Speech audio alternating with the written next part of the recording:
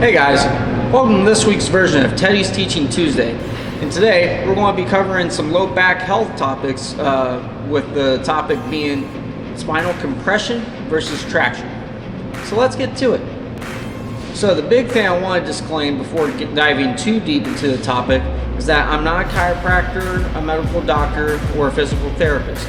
I am a strength coach certified through the National Strength Conditioning Association, and my viewpoints in this video are going to be of me picking different exercises for myself and my clients in order to avoid low back pain and just have a healthier lifestyle altogether.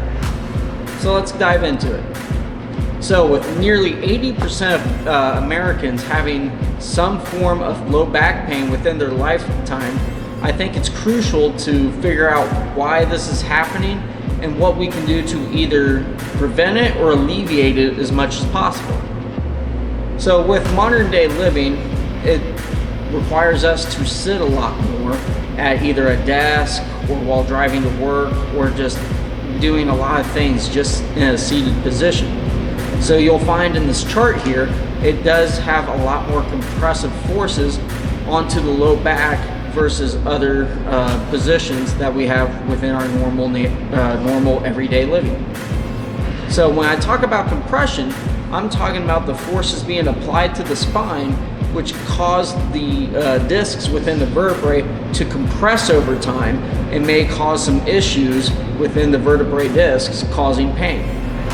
Now, a lot of things we do in the gym as far as our exercises, we try to level out the compressive and traction-based forces. So when I talk about traction, that's different movements we do within the spine to help alleviate some of this pressure and hydrate the discs in order to function better and just be healthier all around. So, and we know what causes some of the compressive forces in our normal day, everyday living, but what is compressive in the gym as far as our training goes. So whenever you do heavy squats or heavy deadlifts, those are very compressive to the low back. So when you do that, you need to find ways to alleviate that pressure. So my go-to traction-based exercises for that are the reverse hyper, 45-degree back extension, and just normal back extensions. So as you can see here, you're just doing movements through the low back that cause the vertebrae discs to move back and forth and alleviate some of that pressure. Now, some other exercises you can do that kind of help with this are kettlebell swings, cable or banded pull-throughs, and walking with the sled.